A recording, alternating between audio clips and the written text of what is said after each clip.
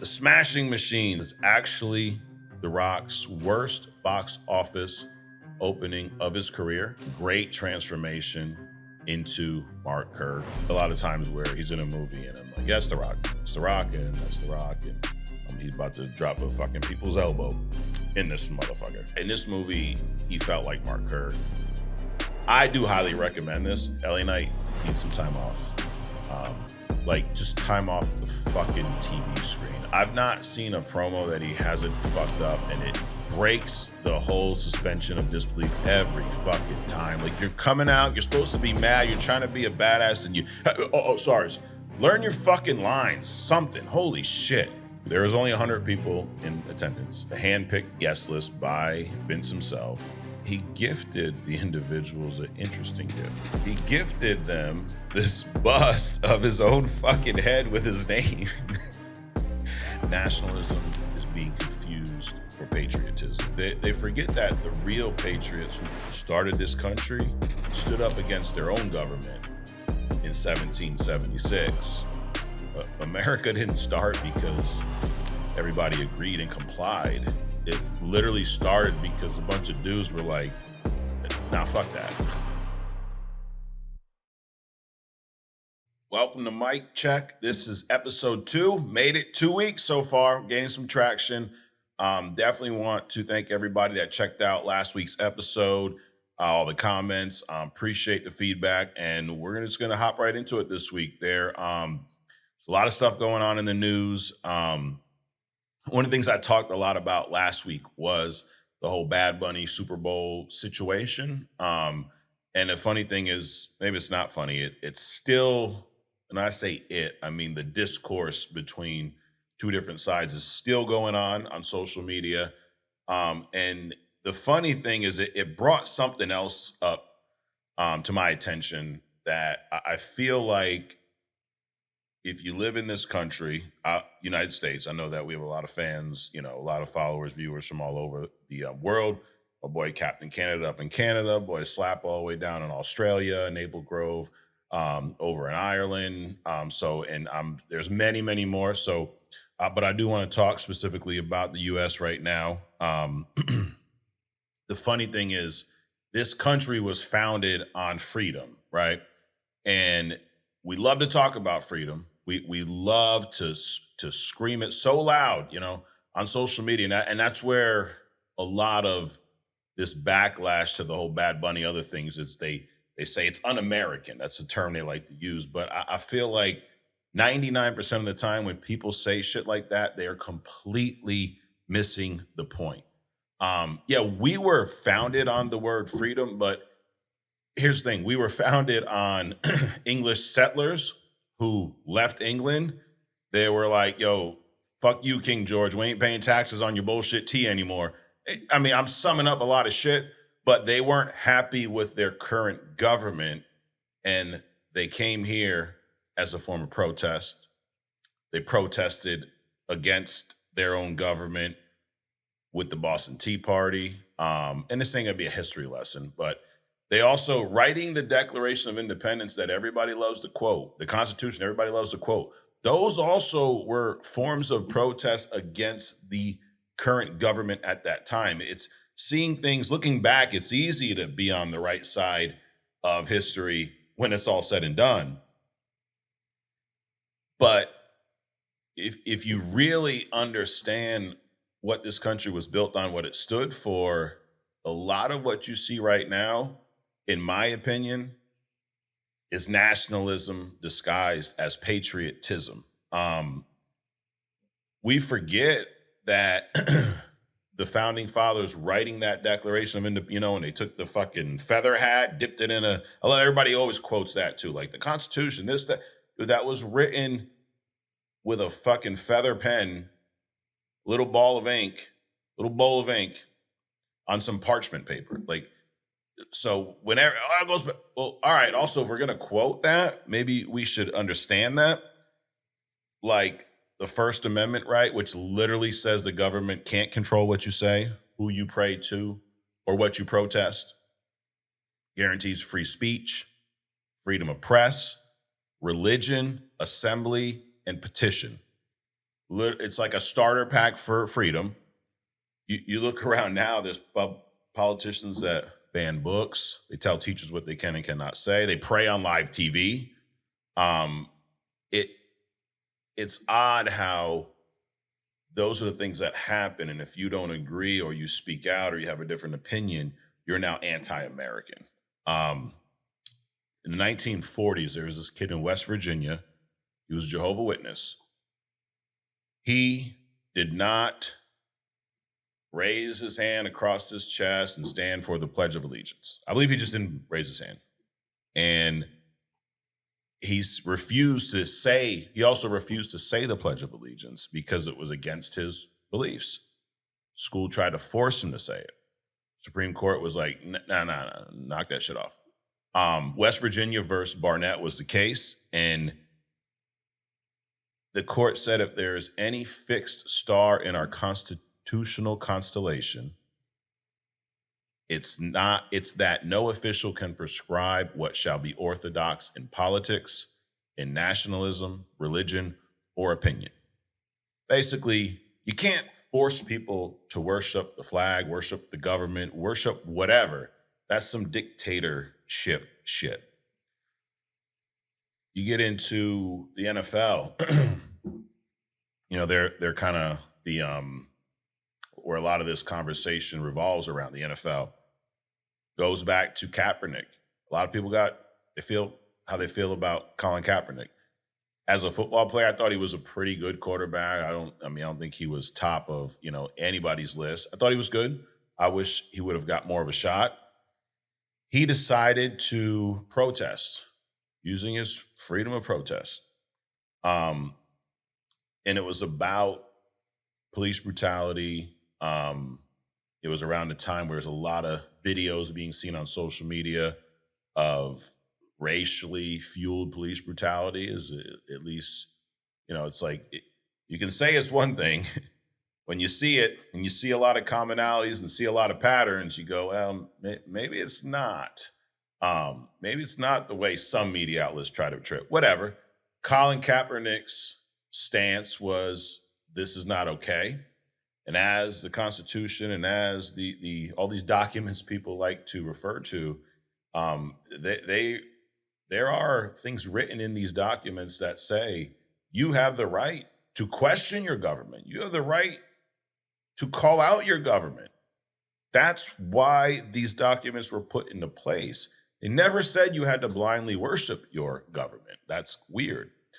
He kneels. He speaks to a veteran, I think a Green Beret, actually, and asked him what is the most respectful way to protest in this setting. So I think the first time he sat on the bench, and after talking to this veteran, they came up with, well, the most respectful way would be to kneel. You're participating in this, song, worship, respect to the flag, yada, yada, yada. But you feel there's an injustice you need to bring attention to. So I'm going to kneel.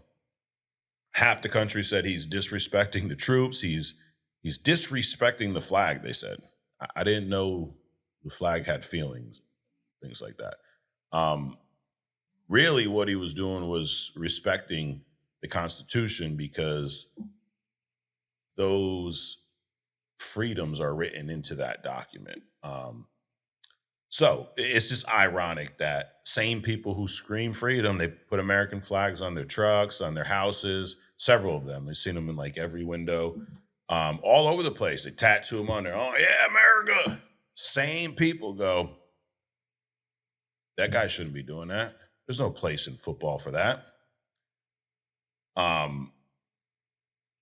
That brings you to current day.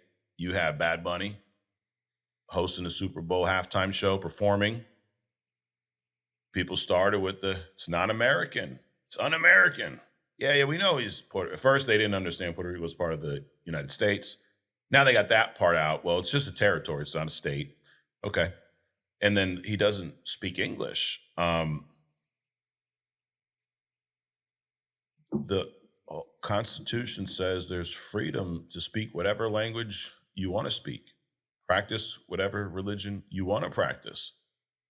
Say whatever the fuck you want to say. Then that leads to Jimmy Kimmel cracking jokes about politicians on his late night talk show, gets canceled for a week. All of a sudden, he's un-American.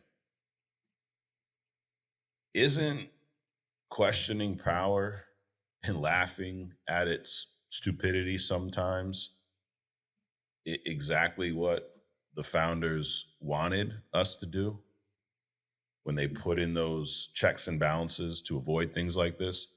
The First Amendment, right, wasn't written to protect people in power. It was written to protect you from power. Freedom of speech is not about agreeing. It's about surviving disagreements and not burning each other's house down, not losing your shit. It's agree to disagree. It's going back to only comics. And the people who shout, real American, real patriots, stand for the anthem. They do this, they do that. They forget that the real patriots who started this country stood up against their own government in 1776. America didn't start because everybody agreed and complied. It literally started because a bunch of dudes were like, nah, fuck that. Fuck that shit. We ain't doing that shit no more. Y'all over there across the pond fucking around. You ain't telling us what to do. You ain't running our shit anymore. So, in a nutshell, before we get into the full show, a kid refusing to do the pledge, Kaepernick kneeling, any late night host roasting a politician, or a Puerto Rican artist headlining the Super Bowl, it is not un-American. Those are all some of the most American things that you could do or see happen. We're just living in a time now where that freedom it's misunderstood. People think obedience is patriotism. If freedom means that I have to act and say and do what you tell me to do, what the fuck am I free from? So I believe we are living in a time where nationalism, do everything for your country. We are better because of who we are versus patriotism. Nationalism is being confused for patriotism in these days. Because at the end of the day, no one's been able to really explain to me without saying, well, it's because he speaks Spanish, Mike, and I wanted to sing along to the songs at the halftime show. No one's been able to give me a really, really solid, logical explanation for why Bad Bunny shouldn't do the Super Bowl halftime show that doesn't at least feel or smell a little bit racist. But anyway, let's get into some news. Let's bring the mood up. So that was just something that was on my chest this week. I as someone who's lived in this country my whole life, and I don't agree with either side when it comes to politics, and I think a lot of things are fucked. But that's just how I'm feeling today. So, anyways, last week's show was fun. We had a good live this past Friday. I think it was my favorite live. There was a lot of questions, a lot of good questions, a lot of good talk. So we will be back on TikTok live this Friday. So all of y'all that checked in last week, appreciate you. And what I found too, like talking to a lot of people, I realized that a lot of us are the same age or close. Like I'll be 40 this year. And in the chat on Friday, a lot of you guys were dropping your age, and there was a handful of you born the same year, within years. And it's cool because it's, I think, why we're able to connect on a lot of things. Like some of y'all will appreciate this. I was digging through some boxes this past week in the basement, and I came across a box of CDs, old compact discs. And I brought them upstairs because my oldest daughter, she she's got an old soul. Like she's a she's got a good taste in music. She gets it from me. But she's into collecting certain records and even CDs. So I told her, I'm like, yo, I have a CD collection. I got rid of a lot, but I still have a pretty solid collection. So I found it, brought it up. But in that box, I had some DMX CDs, I had a bunch of Eminem early stuff, had Dr. Dre, had Illmatic, a lot of stuff we were talking about here last week. But I found a box of mixtapes, well, mixed CDs. And I know we've talked about this a little bit on other stuff. I know, or I think I know, but if you're my age, you either bought these mixed CDs from somebody you knew, or you were creating them yourself and selling them motherfuckers. And I found a handful. So I thought that was pretty cool. Um, and I'm wondering, first of all, feel free to drop as many comments as you want. I know somebody in the other chat or somebody was on another video a few weeks ago. They were like, man, we'd love to send you some coffee or something. Oh, bro, just drop me some comments. That will do me better than any coffee. But let me know this. I was thinking on this show once a week, if first of all, drop what is your top 3 favorite genres of music? I was interested to see how close we are in music because I would love to start putting together a playlist each week. A weekly mixtape, 5 songs from my generation, our generation, shit that's hitting me now that is just in rotation. But if there's no, want to see where you guys are as far as music before we start doing that. Anyways, the news, a lot of shit going on this week. P. Diddy, we talk about P. Diddy on other stuff a lot. It's interesting to see. It's going to be interesting to see how this all plays out. He was sentenced last Friday, 50 months in prison. His lawyer wants him to serve this sentence at a low security facility in New Jersey as a drug treatment program. So we've not seen. It's hard because I'm trying to think of who would I compare the situation to. We had R. Kelly, but R. Kelly's in jail. I don't know he's getting out anytime soon. Diddy is someone who was looked at. I mean, he was a amazing producer, built an empire in music, built an empire in business, and then had some really bad shit that he'd done come out. And throughout this case, we heard a lot of shit. Now, the reason where I'm going with this is he's sentenced to 50 months. He's already served 13. We know, well, I don't know if we all know, but I know that typically with prison terms, you get sentenced for a certain period of time, but it usually gets shortened. And also things like good attorneys and monies will help that happen. So this dude's probably going to be out and free in, I don't know, year and a half, maybe. I'm wondering what the public perception of him is going to be at that time. We did see while he was going through the case, people protesting out, speaking of free protest, protesting outside of the courtroom, like free Diddy.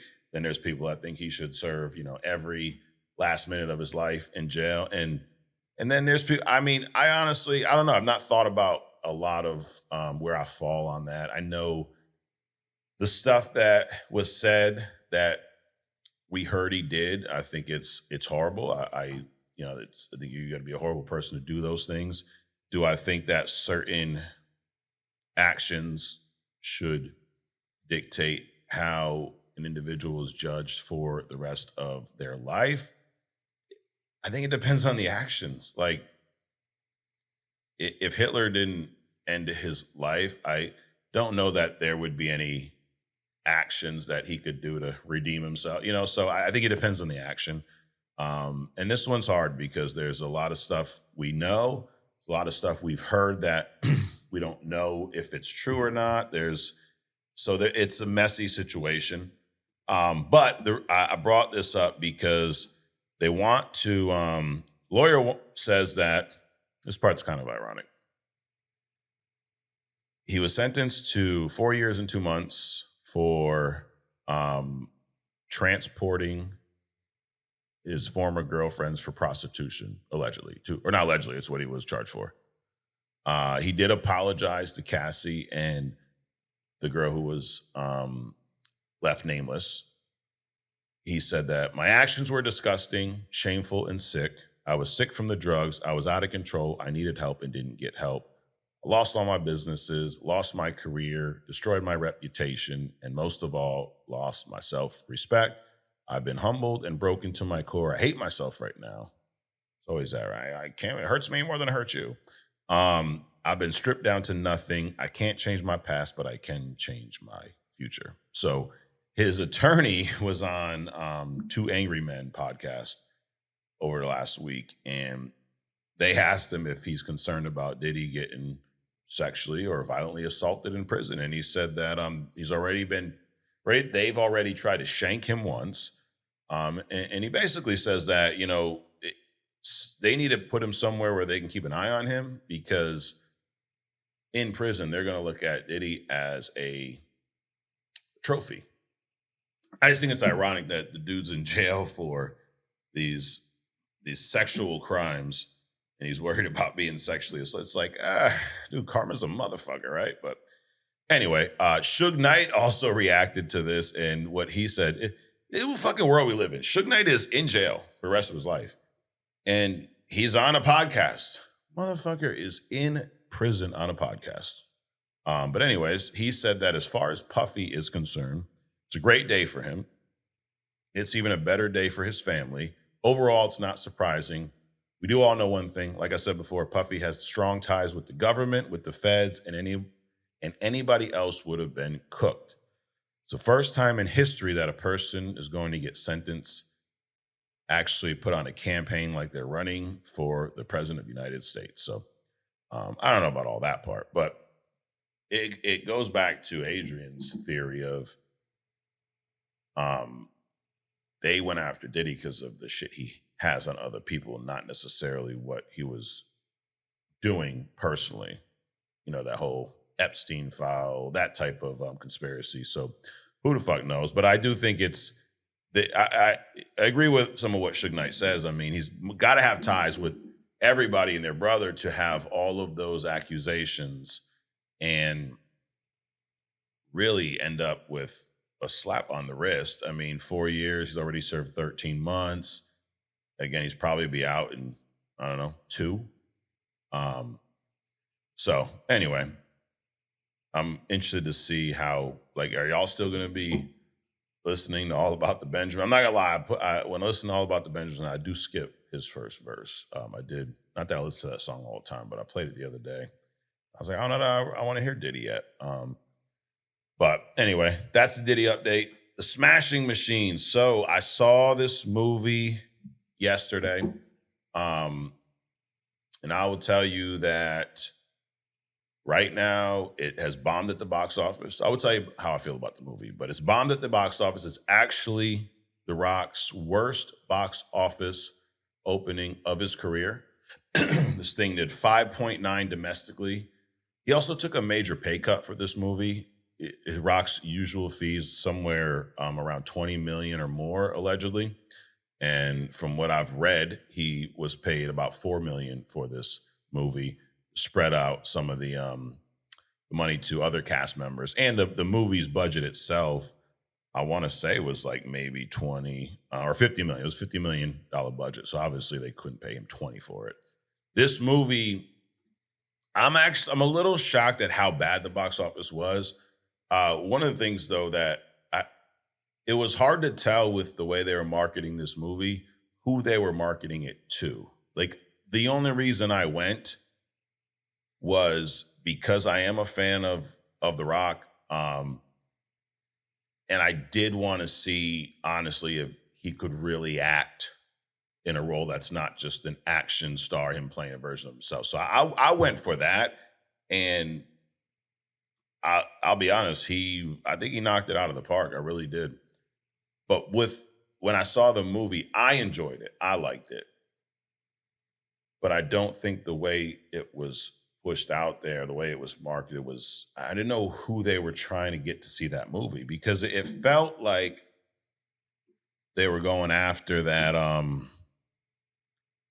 what do you want to call it? That artsy, the like that artsy crowd, like the for the awards. It felt like this movie was put out at this point in time for award season. Um, but it was essentially it's a movie about a guy's an MMA fighter's ups and downs. And from what I've read, the most of the audience that went to see this movie were younger males, which are typically attracted to MMA, combat sports, things of that nature. So I'm wondering if maybe they just pushed it out to the wrong people, wrong marketing campaign. But that being said, I mean, shit, I don't work for A24, so it really doesn't concern me whether the movie did well or not. Um, it was his career low for Dwayne Johnson. It was prior to this, his lowest performing movie at the box office was the movie Faster in 2010. It did 8.5 million. So I mean, we'll see what happens. The movie, what it's definitely pretty acclaimed. It premiered at Venice, and the director won the best director's prize at that festival. Um, Even the reviews that weren't, I guess, favorable to the movie did praise The Rock's performance in this. And now, I guess people think that he's going to be in the running for best actor in at the Oscars. So who knows? But I'll tell you this about the movie. I'd give this movie probably a 7.8, maybe 8. This is a movie that it's my kind of movie in the way, I talk about this on Only Comics a lot, where I'm glad we're getting away from origin stories. I'm glad we're getting to the point where we just get to enjoy a movie, get to enjoy a story. We don't need a 1 hour backstory of when the person was born and when they lost their first fucking tooth and when all this shit happened. We just drop me into a story. And that's what this movie did. It drops you into Mark Kerr's life in 1997 at the beginning of his mixed martial arts career, his first tournament. I believe it was in Brazil. I'm not going to spoil the movie because I don't think y'all have seen it because no one's fucking went out to see it. I do highly recommend this. The movie that it reminds me of, and I would say this movie's not as good as the movie it reminds me of. The movie it reminds me of is The Wrestler with Mickey Rourke. It tells a similar story.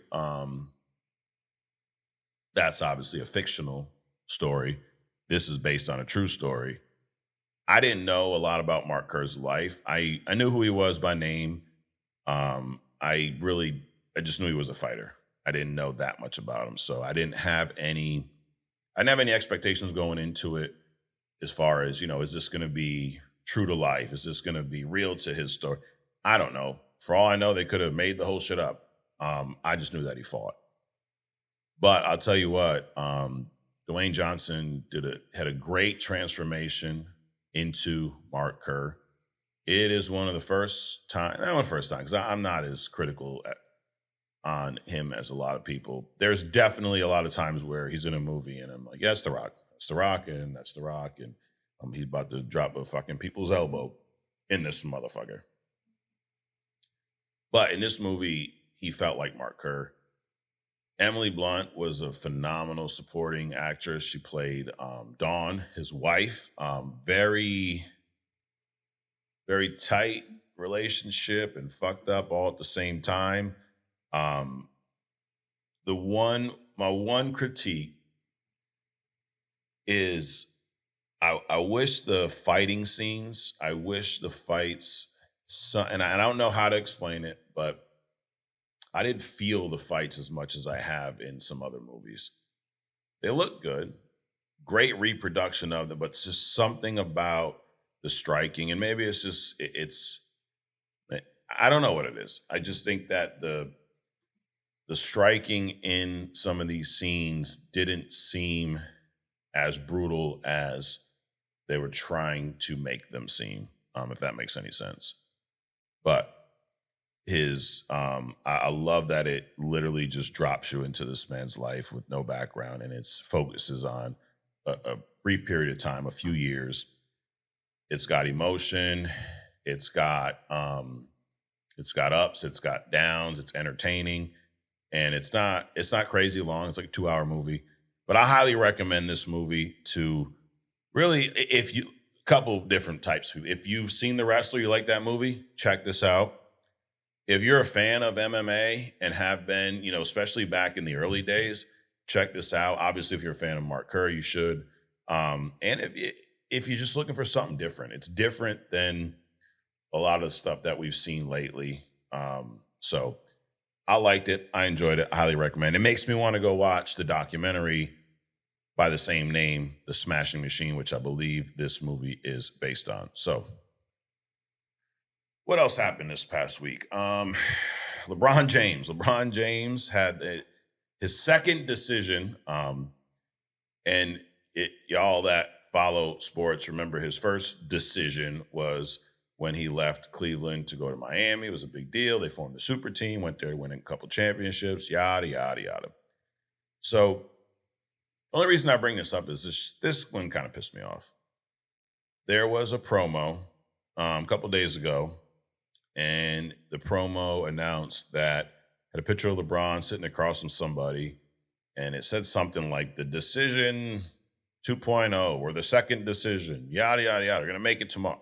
So naturally, that's going to cause a stir. It's going to cause some attention. It's going to cause people to start talking.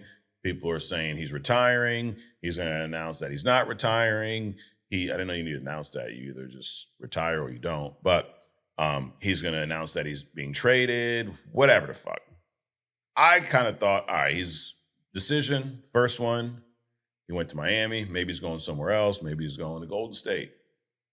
This motherfucker, and he ain't the motherfucker, it's Hennessy. Hennessy, this was a fucking Hennessy ad. The decision has been made. Cheers to year 23 was the ad. Now, I'm pretty sure LeBron said months ago that he was playing this year. I could be wrong. But Hennessy used this. Now, I guess it's a brilliant marketing idea, but to me, it feels cheap. To me, it pisses me off. But what I'm going to do is move the fuck on. Vince McMahon. So Vince McMahon had his 80th birthday recently, like under the cover. He's another one you talk about, like someone that was, I want to say praised, but I guess praised. I mean, they were big fans of Vince in the wrestling world. He was respected. And then late in his career, had some stuff leak about some things that he did or alleged. And I don't know. I probably know more about the Diddy case than I do the Miss McMahon case. But I know it had something to do with using company funds as hush money for some of his secret affairs with interns. So, like, yeah, it's pretty fucked up. Number one, he's married. Number two, that's a company that you now work for since you sold it and are using their funds to do your shit, which, hey, if you're going to go do your shit, at least use your own fucking money. Don't steal theirs. And, you could argue that he's been taking advantage of interns and whatnot. So whatever. That all came out. But again, does that erase everything else that he's done for the business of professional wrestling, for fans, for entertainers? I don't think it does. But all I know is it didn't cause any issues for a handful of people that were invited to his 80th birthday. So The Godfather, if you know 90s wrestling, you know who The Godfather is. He wrestled as Papa Shango. He actually spoke about a little bit of what went down that night. He was invited. It was a private celebration, close friends. There's been some photos online. Jerry Lawler was there, Sheamus, Titus O'Neil, The Miz, Maurice, Drew McIntyre, John Cena, JBL, Undertaker. The Godfather described the party as an all first class. Great time. Vince rented out a whole hotel. It was just us. I had a good time. A lot of friends there. A lot of people I haven't seen in a while. was a cocktail party the night before. So when great time, 80th birthday. Happy birthday, Vince. The reason I bring this up is he gifted something there was only 100 people in attendance. It was a hand-picked guest list by Vince himself. Phones were not allowed. But there's some pictures showing up. He gifted the individuals an interesting gift. So let me pull this shit up real quick. He gifted them this bust of his own fucking head with his name. So I don't know if it's just me that finds this fucking hysterical. Like, what would you do if you were at a party and Vince McMahon? Well, I guess that's an odd question. What would you do if you were at a party and one of your former bosses gifted you a bust of their head? I'd fucking run it over with my car. But I guess if it's Vince McMahon, it's a little different. It's probably a collector's item, but these things will go for a lot of money on eBay at some point. But anyways, I wasn't there. You weren't there. We didn't get a bust of Vince McMahon's head, but I think we will do okay. All right. Another thing I saw was there's just a lot of crazy shit this past week. There's fucking teenagers. I don't know what generation this is. Now every generation does some dumb shit. With generations who, thought it was cool to play Russian roulette. We had generations that were fucking eating Tide Pods, right? Like you wash your clothes with that, motherfucker. You shouldn't be eating that shit. All kinds of social media challenges gone wrong. The shit that's going on right now is surfing subways. And so far, I've seen a couple cases. One that just recently, two young girls, and now surfing. So I don't mean bringing your fucking surfboard to Subway and ordering a BMT. That's not what I mean. They are going to cities that have subways, underground trains. Also, were those tunnels always there? Did we dig them? Is there something else even underneath that? I don't know. That's some other stuff. But these kids are either somehow getting on top of the subway car as it's going down the tracks, and these things fucking move too sometimes. One I saw yesterday were two girls that were unfortunately killed. They were underneath the subway car, between the car and the tracks, hanging on with their phone. And I guess they couldn't hang on long enough, and they fell off the train, and they both were found dead. It's sad. Why I bring that up? Because it's fucking sad. And it's not just sad because they pass. It's sad the extent that some people will do literally for attention. I mean, attention is literally a currency nowadays. And it's sad what some people will do for that. But speaking of crazy shit, those of you that watch the NFL, watch football, know who Mark Sanchez is. I bet some of you that don't might know who he is now. If not, you're about to find out. Mark Sanchez was a NFL quarterback for the New York Jets. He is now a commentator for, I forget what station, maybe Fox.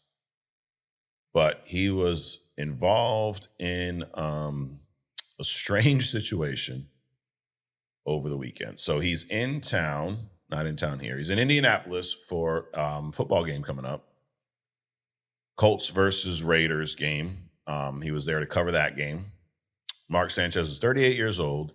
He was arrested this past Sunday after he was stabbed in an alleged altercation with a delivery driver outside of an Indianapolis bar. So when you first heard that, you're like, fuck, why was he stabbed? What happened? Is he okay? When I start to tell you what happened, if you don't know, you'd probably be asking some other questions. So Sanchez was in Indianapolis. He's at a bar. It's 12:30 a.m. Or no, I'm sorry. It's about 12. It's 12 a.m. It's midnight. And he's in the alley. He's drunk and he's running wind sprints in the alley. Drunk, 12 a.m., running fucking wind sprints. Now, I'm sure we've all seen or probably done weirder shit when we were drunk in the past, but he's doing this, and then there's somebody, a delivery truck parked. I don't know the logistics of exactly where it was parked, but Mark feels like this truck is in his way. And we're also still hearing bits and pieces. So this is what I've gathered from the stuff I've read. You obviously should fact check all this shit. Maybe it wasn't even Mark Sanchez, but no, I know at least that part. Um, he goes to the delivery driver, starts arguing with him allegedly about the parking spot. He tries to then get into the truck. The delivery driver sprays him with pepper spray, which is it's weird to hear. Someone gets sprayed with pepper spray is the first line of defense. It's like, I guess that's a lot better than just shooting someone.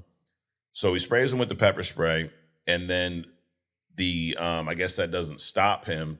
So the driver then stabs Sanchez. He stabbed him maybe in his chest or abdomen, something like that. Sanchez, I somehow gets the knife away from the delivery driver, and he then stabs the delivery driver through the face. He fucked this guy up, pretty fucked up. And the thing about this case too is there's a lot of surveillance footage. I saw a video of Sanchez kind of holding his torso, staggering down the street at 12:30 after the stabbing. The police got to the scene, and supposedly Mark couldn't remember anything that happened. He's slurring his speech, yada yada yada. The driver's in the hospital now. He's again looks pretty fucked up. He's suing, I want to say, the NFL, suing Sanchez and maybe even the NFL. What I learned too in doing a deep dive is there was certain players that used to work with Sanchez. They have not given up their names, but they've said some things. One of them said that this was bound to happen. Another ex-teammate of his says he crosses the line when he drinks.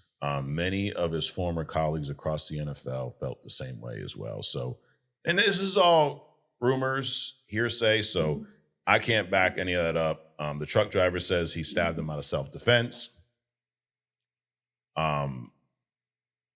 Yeah, and the truck driver filed a lawsuit against Sanchez and Fox Sports for punitive and compensatory, however the fuck you say that word, damages. Yeah, pretty fucking crazy, dude. And the guy was 69 years old, dude. You're fucking with this old guy. And, I don't know. I feel bad for the old guy. The fact that Mark is also in the hospital because he stabbed him. So he's under arrest, but he's in a hospital right now. I wonder if he's like chained to the bed. But it's just sad. Like, if this guy really does have this background or it's well known, why the fuck is he working for Fox Sports?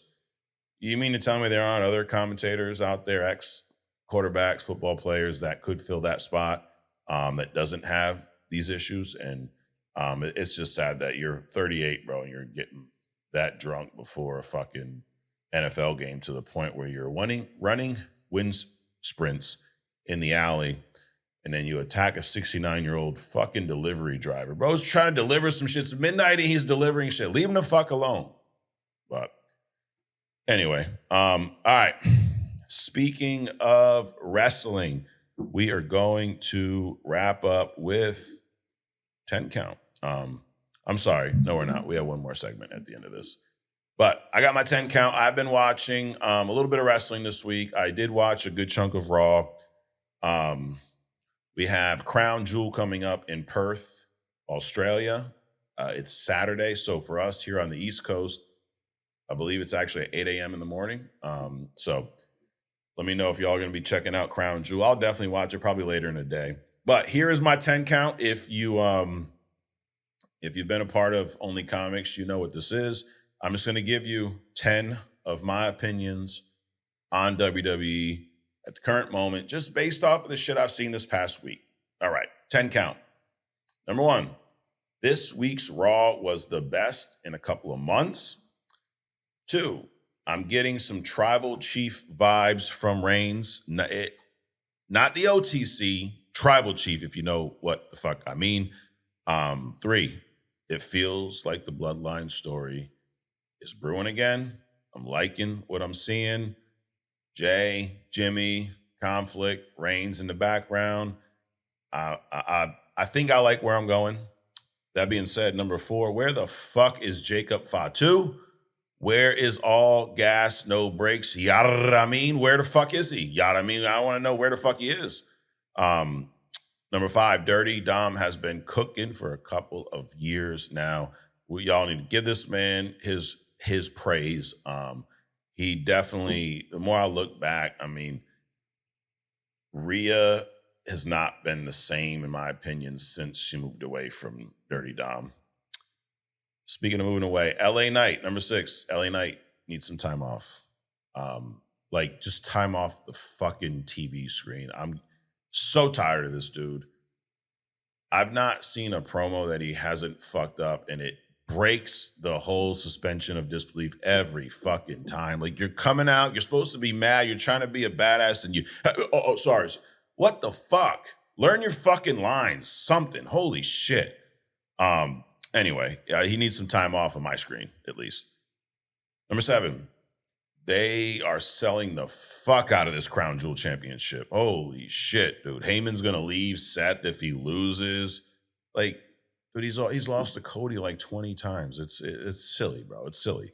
Now, I guess on the flip side, they do got to do something to promote this champion versus champion match that nobody loses the championship. They just win this giant, bigger version of the championship that they don't actually defend. So I don't understand any of that, honestly. But I guess the upside is a Seth Cody match from a wrestling fan standpoint. It's gonna be a fun time. Number eight, Maxine Dupree and Becky Lynch absolutely cooked on Raw this week. I was surprised.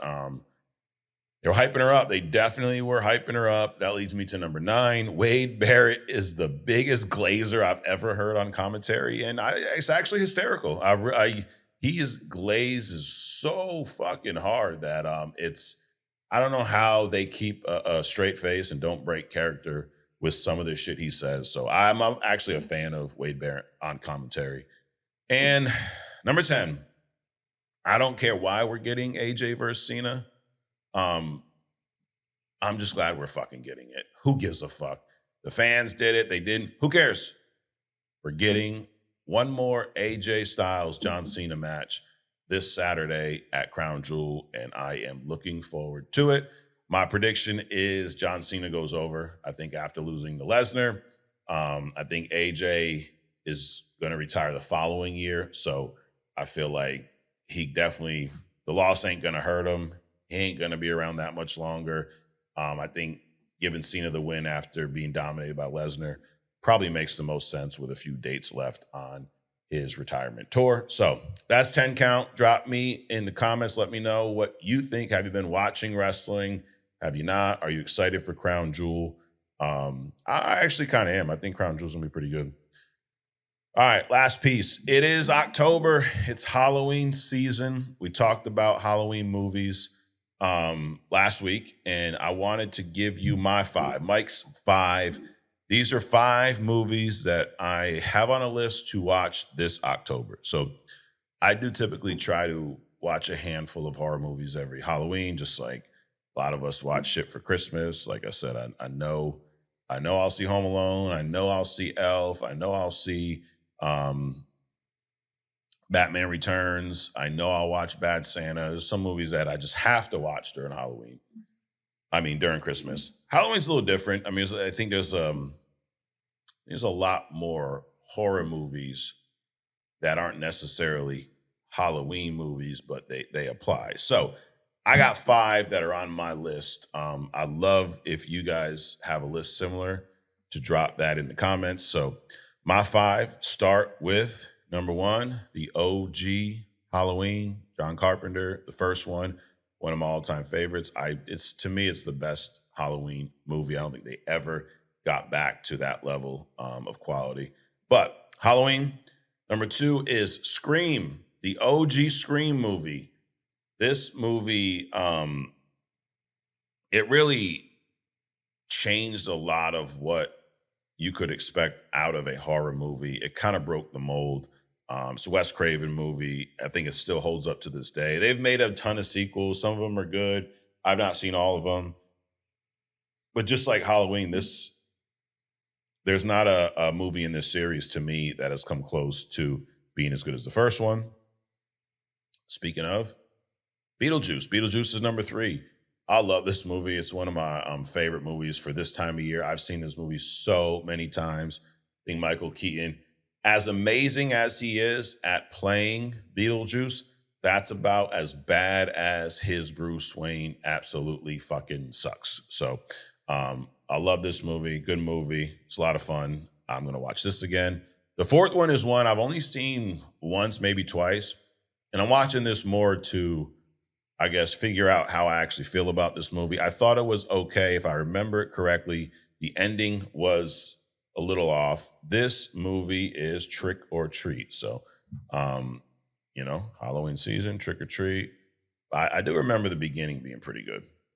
So we'll see. And last but not least, I am watching this movie because there's a sequel coming out in a couple weeks.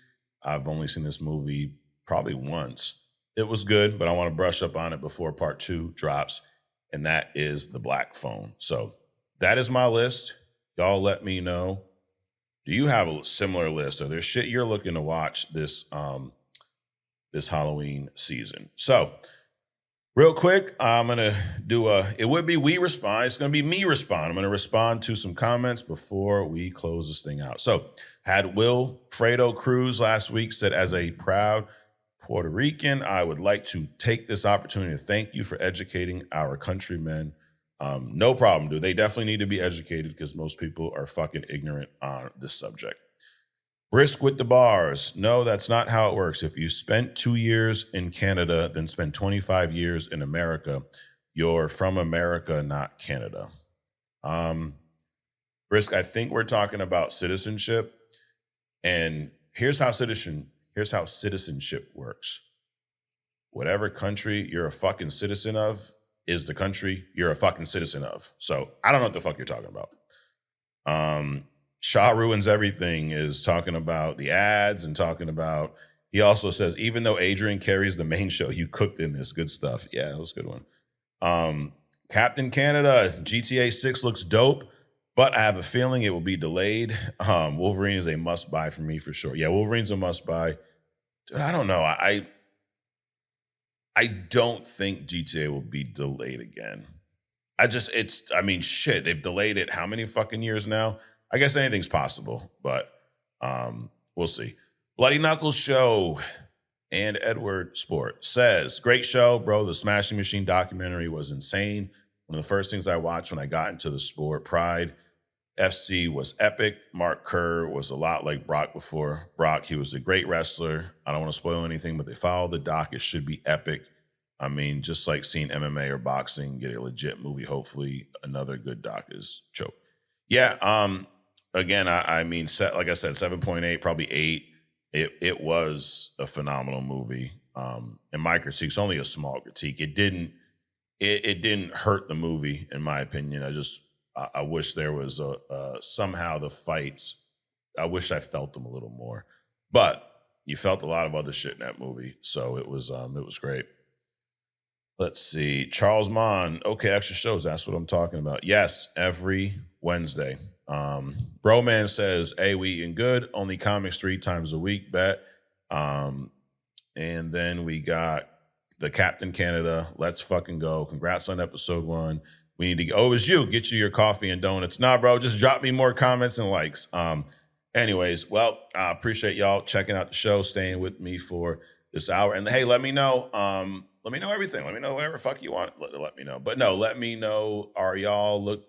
Would y'all be down with a weekly mixtape, 5 tracks of just shit that is I'm playing? Because I don't know about you guys, but I am music plays a very important piece in my life. And for a lot of reasons. As a kid, it was an escape from a lot of the shit that was going on around me. I could just put my headphones on and it was like I wasn't there anymore. And as an adult, yes, some of that at times, but a lot of it helps get my mind right. There's certain music for certain things. I'm one that if my headphones are dead and I'm at the gym, this is gonna be a fucking quick ass workout, bro. Getting the fuck out of this place. When I'm at night, rolling up, doing my thing, there's certain music depending on the vibe. Music is a huge part of my life in general. And I mean, just something simple as what to put on my 15-minute ride to the office every day it's a decision. It's important. So that being said, I would love to hear how y'all view music, what it means to you. And that's why I push back so hard about one of the reasons about the Super Bowl halftime show is because I don't need to know what the fuck someone's saying on a song to feel the music. I really don't. I understand some of what Bad Bunny says, but that's not what attracted me to his music in the first place. What attracted me to his music was the song Monaco. I heard that on the radio and I was like, what the fuck is this? This beat's ridiculous. I knew it was Bad Bunny because he has a very distinct voice. I didn't know what the fuck he was talking about for maybe the first 2 or 3 times I heard the song. Then I listened to it on repeat. Then I looked up the lyrics. Then I looked them up in English. And I know a little bit of Spanish. My wife is Hispanic. So for the last 20 years, I've heard a lot of Spanish / Spanglish, but I'm not fluent. And also, her speaking Spanish to relatives is different than somebody singing, rapping in different cadences and whatnot. So it wasn't like I completely understood. I understood a handful of words. But after that, I kind of went down a little deep dive into his music. I'm like, this dude, I understand why he's one of the most streamed artists in the past, 5-10 years. I get why he was the most streamed artist in the US 3 years straight. He's a talented ass motherfucker. And I felt the music before I understood it. So anyway, so let me know if y'all do. Weekly mixtape. Well, I'll be back to making CDs again. It'll be a 5-song mixtape every week. Drop me a comment, drop me a like, subscribe if you haven't already. And you know where to find me every week right here on Mic Check. You can see me again this Friday on a TikTok live. I hope y'all are there. And then, usual Monday, only comics, Tuesday, other stuff. We'll be coming at you every fucking day pretty soon. Anyways, we'll see you next week.